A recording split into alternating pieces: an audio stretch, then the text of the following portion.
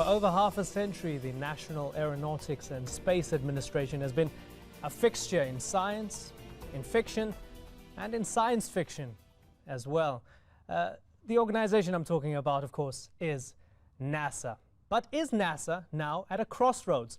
Well, who best to find out from than the administrator of NASA, Charles Bolden. Thank you very much. Thank you very much. Thanks so much for allowing me to be here. It's exciting for me to be here. Well, it's fantastic having you on Talk to Al Jazeera. I know it's very rude to ask this of a guest, but my first question to you is, why are you here in the region? Oh, I appreciate you asking the question. I'm here in the region. It's sort of the first anniversary of President Barack Obama's visit to Cairo and his speech there when he gave what has now become known as Obama's Cairo Initiative, where he announced that he really wanted this to be a new beginning of the relationship between the United States and the Muslim world. When I became the NASA Administrator, or before I became the NASA Administrator, he charged me with three things. One was he wanted me to help re-inspire children to want to get into science and math. He wanted me to expand our international relationships. And third, and perhaps foremost, he wanted me to find a way to reach out to the Muslim world and engage much more with dominantly Muslim nations to help them feel good about their historic contribution to science and engineering, science, math, and engineering. I mean, are you in a sort of diplomatic role no. to win hearts and minds? No, not at all. It's not a diplomatic anything. What it is it's trying to expand our outreach so that we get more people who can contribute to the things that we do. The International Space Station is as great as it is because we have a conglomerate of about 15 plus nations who have contributed something to that partnership that has made it what it is today. If it were not for the presence of the Russians, for example, we would not have the International Space Station in its form. If it were not for the Japanese and their incredible module Kibo, that is perhaps the best laboratory module on the International Space Station, it wouldn't be what it is today. So it is a matter of trying to reach out and get the best of all worlds, if you will. And there is much to be gained by drawing in the contributions that are possible from the Muslim nation. Tell us about Constellation, the Constellation project, and why it was shelved. The Constellation project, as some people will know, was the project that was going to be the way that NASA and the United States were going to go to Mars, to deep space. When it was announced as a part of the vision for space exploration by former President Bush, the vision was great. What happened was we did not get the funding that would have been required to support that vision. And what NASA did over time, over several years, was de-scoped it until when I became the administrator, the Constellation program was essentially a lunar-focused program, and we had no funds in the budget for getting to the surface of the moon, so our descent module was scrapped or put on the shelf, if you will. We had no surface system, so we were essentially just going to go to the moon but not be able to do anything. President Obama and I thought that what we really wanted to do was reinvigorate the vision, because we think it's critical for humans to go beyond low Earth orbit, to get to deep space. And that means you go to a variety of places. Yes, we'll go back to the lunar surface. We probably will not think about colonizing there because you don't have to. We'll go to asteroids because we need to understand their makeup. Some of them can threaten Earth. Help me understand this. Is it more difficult to visit an asteroid than it is to visit the moon? It is more difficult to visit an asteroid for a couple of reasons. I'll give you the primary reason. Asteroids orbit the sun. And unlike our moon and other planets that we know very well what their orbit is, it's very well defined because humans have watched them for centuries. Asteroids orbit our sun, and we don't have a very good idea about what kind of orbit they're in or not. If we can get about a month or so observing an asteroid, I'm told by some of my experts, then we can make a very good guess at what kind of orbit it's in, and we can make a guess of the trajectory that we would have to fly if we were going to intercept one or to rendezvous with one. The Japanese just did it in the last few years, and we helped them bring a module back that had, we hope, touched down on an asteroid, and because we're hoping that they will find some data that will help us to characterize that particular asteroid. So asteroids are very difficult. We talk about it as if it's going to be a very interesting and easy mission. It's probably going to be one of the more difficult missions that we do. Well, the obvious cynical question would be if it's more difficult to visit an asteroid and observe an asteroid than it is the moon. If you're not visiting the moon and you're cutting funding for visiting the moon, what chance, what likelihood of Well, we're ever actually, getting to that stage? you know, President Obama is actually adding funding to NASA. My proposed budget for 2011 is about $6 billion over 5 years, more than it was before. I have put more money into development of technology, what we call technology development, than was in the NASA budget before, because what had happened with the Constellation program is our technology development had atrophied to some extent. So we know where we want to go. We don't have all the capabilities to get there, and that's what we're trying to do. The other two areas that suffered, that paid the bill for Constellation, were science and aeronautics. And I mentioned to you, one of the first questions I asked my folk in the Aeronautics Mission Directorate when I came in was, if I go to industry and ask them what they think of NASA, you know, what do they think of our value, what are they going to tell me? I suspected the answer would be what I got. They were going to say they don't spend a lot of time with us because we don't do the kinds of things we used to do. We don't put money into research and development very much anymore, and we were not putting a lot of money onto the college campuses the way that we did. And that was not just NASA. The United States had sort of turned away from basic research and development. We had turned away from technology development. We had become dependent on, I guess, on what we got from other nations to a great extent. And we're trying to restore our own ability to develop technologies that we will need to do bold new things, like go beyond low Earth orbit. So why do you think you have so much opposition within Congress? Oh, I think we have opposition in Congress because it is such a dramatic change to most people. We have been, you know, and you heard me say that Constellation had the program itself came from what I think was a great vision. It was a program, however, and a vision that was not funded. It is easy for people to say, but we understand that program. We know where it was going. It's very difficult to go with two things, and our budget is not opposed in majority for its content. Our budget is opposed mostly because of the cancellation of the Constellation program, and one other thing, the introduction of commercial capability to get humans to low Earth orbit. That is something that's hard for people to grasp. We do it all the time. You know, when I send a satellite to orbit today, it generally goes on a commercial launch system. But people don't grasp that as being the same as, but we're not going to do the same thing for astronauts, are we? If we want to ensure that everything's going to be safe and everything is going to work, NASA has to do it. And I have to explain to people. But I mean, that, outsourcing to the commercial sector, wouldn't people worry that here you have taxpayers still funding it, yet now the interest is not NASA's interest, it's the interest of these particular companies? One of the complaints about NASA through the years has been that we have become NASA focused, that we have become NASA centric, and we do things for NASA's interest. I don't share that feeling, but that's something that I hear a lot from people from the outside. That's not good if people think that we fly missions to support NASA and the things we do. We do what we do to make life better for humans on Earth. We do what we do to make life better for people no matter where they live. And I'll give again, the International Space Station is an incredible example. Perhaps its best gift to humankind is this United Nations type entity that orbits Earth 16 times every day with multiple crew members from multiple nations, with components from multiple nations, that operates without warfare and rancor. Yeah, we disagree every once in a while, but we have a method by which we come to agreement on what we're going to do and how we're going to operate. That is perhaps the best gift that the International Space Station gives to the world today, to demonstrate to people that you don't have to be of like mind, you don't have to be from the same culture, but you can come together with a common mission that will be very successful and make progress for humankind. So you're saying that it excites you rather than worries you that China, India, Japan, all these countries are pumping money into space exploration? Oh, that really excites me. And it excites President Obama. You know, in his message in Cairo, he talked about expanding our international outreach, expanding our international involvement. We're not going to go anywhere beyond low Earth orbit as a single entity. The United States can't do it, China can't do it. No single nation is going to go to a place like Mars alone, for a number of reasons. The technologies that we need to get there are going to come from a variety of different nations who offer different specialties and different talents.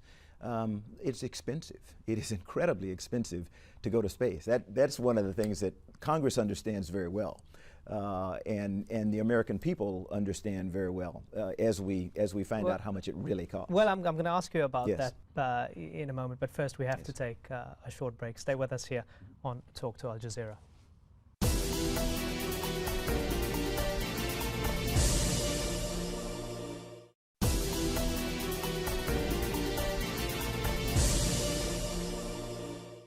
Welcome back to Talk to Al Jazeera. We're talking to Charles Bolden, the administrator of NASA. You mentioned the American people understand what you're trying to do. You mentioned that you're quite excited that other nations are pumping resources into space exploration. But at the crux of this, isn't there, and you must know this, isn't there the issue of American pride and the fact that many believe that the U.S. is losing its leadership role in space, and that might be worrying many American citizens? I think that might very well be worrying many American citizens. As I tell people, though, when I come from overseas, having attended what we call a heads of agency meeting, which is the heads of the 5 entities that are responsible for operating the International Space Station, they all make it very clear the importance of American leadership, and they all make it very clear that they like having the United States as the lead agency, having NASA as the lead agency for the International Space Station. And they all make it very clear that they want to go with us beyond low Earth orbit on into deep space. So while the American public may be nervous and antsy, the rest of the world thinks it's really important for us to do what we do. How far are we from the militarization of space and the prospect of wars either being launched from space or being fought within space? My hope is that we're a long way away from that. And one of the things that we do at NASA is we are devoted to the peaceful uses of space. In fact, there are UN conventions, there are lots of laws, space laws, that try to keep space from being militarized. You know, as I mentioned before, the gift of the International Space Station is that it allows former nations that were formerly the bitterest of enemies, the United States and the former Soviet Union, now Russia, to come together for a common cause and a common mission and do things that probably we would never have imagined. Isn't the before. argument that that particular competition, the Cold War, was exactly what space exploration needed to give it that impetus, that push? There is no impetus at the Some moment. people say that because some people feel you have to have an enemy to accomplish anything. And I contend again, we have demonstrated time and time again that you don't have to have an enemy. What you need for competition is a goal to which many people are seeking to pursue. And some people will be willing to come together in the pursuit of that goal. Others will choose to stay on the outside in pursuit. But that doesn't mean that the competitor is an enemy. I look at it not much different than the World Cup right now. I don't think any of the teams that go to battle, you know, on the pitch in the World Cup down in South Africa right now consider themselves enemies. But they do consider themselves fierce rivals and fierce competitors. And they will fight to the very end until the match is over, and then they go drink beer together. Well, they played golf on the moon. I hope they play football at some stage.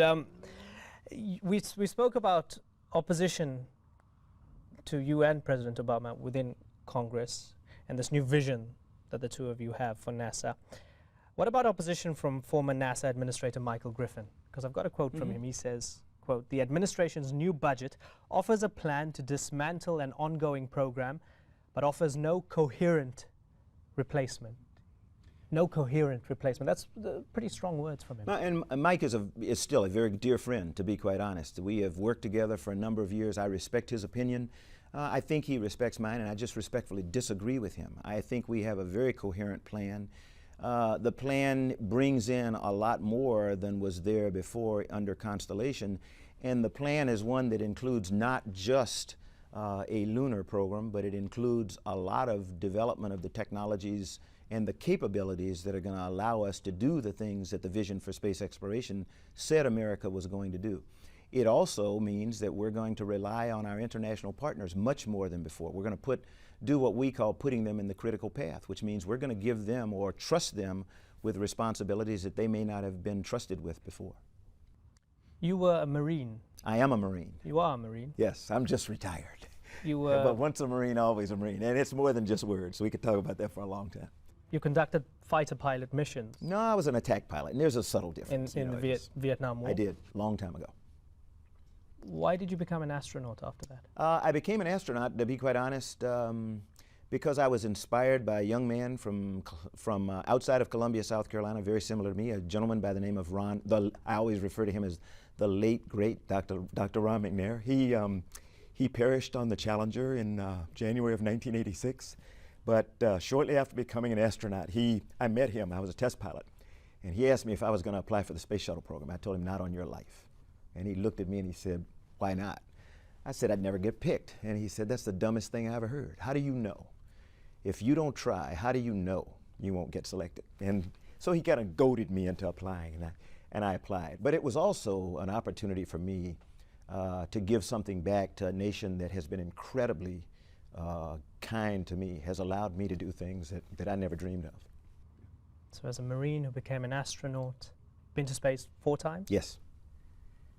After this diverting of funding, changing of funding, Constellation project being scrapped, do you feel that if you were 30 years younger or 20 years younger and you were a young aspiring astronaut, you would have taken the same path given NASA is doing what it's doing now? You mean if I were an astronaut, would I support what I'm doing right now? If I were an active astronaut getting ready to fly or somebody who wanted to become an astronaut? If I were somebody who wanted to become an astronaut, I would be enthusiastic. When I go out and talk to kids on college campuses or those who are even in high school who understand, really follow the space program, the vast majority of them, this is a generational thing, the vast majority of young people are really excited about where we're going. And I get emails, I get letters, I get things from them saying, you know, thank you, because they do not want to stay strapped in low Earth orbit. There's nothing wrong with that. It's really necessary. But they want to go where I wanted to go when I came to the space program. When I finally applied and I was selected, I actually thought that I would fly a couple of space shuttle missions and then I'd go off and train to go to the moon. And that before I left being an active astronaut, I would be a person who would go back to the moon. And I still think that may have happened had it not been for the Challenger accident. So for me, you know, my dream has been deferred. I will never be, probably, I won't say never, I probably will not go to the moon or go to Mars, but my granddaughters will. And they will because of what President Obama and I are trying to do right now. We're trying to put a program in place that will be properly funded, that will allow the United States to lead a group of nations on a quest that humankind has sought since we can remember, since even before there was an airplane. You know, Jules Verne had written stuff and people dreamed of going to space and doing things. So it's something in the human DNA, and I'm hoping that I can enable my granddaughters to go beyond that mountain or go to the other side of that river, or in this particular case, go beyond the other side of the sea that we call space, and get to a place where people have never been before. Something that's also within the human DNA seems to be fear. Fear is very important. The recent reports about Yes. possible solar flares in 2013 hitting the Earth. I'm assuming NASA would know best about it. And of course, I mean, it's a year late for those calling for Armageddon in 2012. But I mean, what's the possibility of the Earth being hit by anything? You and I saw the same thing, I think, about one of the projections from one of my heliophysicists. We know that there are solar flares and they occur randomly. We now, because of some of the instruments that we have, most recently the Solar Dynamics Observatory, which we launched in January, we now can make much better predictions about space weather, which includes solar flares. So we know that there is going to be a violent solar flare at some point in the future. I think what you and I read was perhaps a projection that says we may be able to narrow it to some period of time, and I don't know, and I haven't finished reading the article yet. There is concern. I have concern about what we call near-Earth objects, asteroids, other things impacting Earth and having a detrimental effect on Earth. Our Congress believes that, and so in the last few NASA authorizations, we have been instructed that by 2020, we have to identify 90% of those near-Earth objects that are potentially threatening to Earth. and we have to characterize them. Now, I've told Congress I won't be able to fulfill that entire thing. We can identify perhaps 90% of big objects. There are some smaller objects that can also do damage, and we probably won't be able to identify them by 2020. But we're making an effort. One of the reasons we want to go to an asteroid, and one of the reasons that we put going to an asteroid in front of going to Mars, is because Mars does not threaten Earth. A potential asteroid coming toward Earth does threaten this planet. And so I would like to be able to get a robotic mission to an asteroid as quickly as possible to be able to determine what's it made of. Is it sand or is it metal? If it's sand, we're not really worried that much about it because it's probably going to impact Earth and, go away. Metal would be a bad day. We could have another ice age, and instead of the extinction of the dinosaurs, it would be the extinction of you and me, and I'm not real happy about that. Final question. Yes. You've been to space 4 times. Yes. You're the administrator of NASA. Yes. Is there anything out there except us? I don't know. NASA has spent incredible resources over time, over years, over decades, trying to find out whether there are other life forms in our universe. We ping a signal out all the time, waiting for somebody to answer, and so far nobody's answered. On every one of my 4 space shuttle missions, although I knew that it was very unlikely that I was going to see any evidence of any other life form, I looked. You did? I did. I'm no different than the little kid, who wants to see an alien. My faith tells me that there is a very, very good possibility that there is, but I have no evidence. Charles Bolden, it's been a pleasure. Thank you very much. Thanks so much.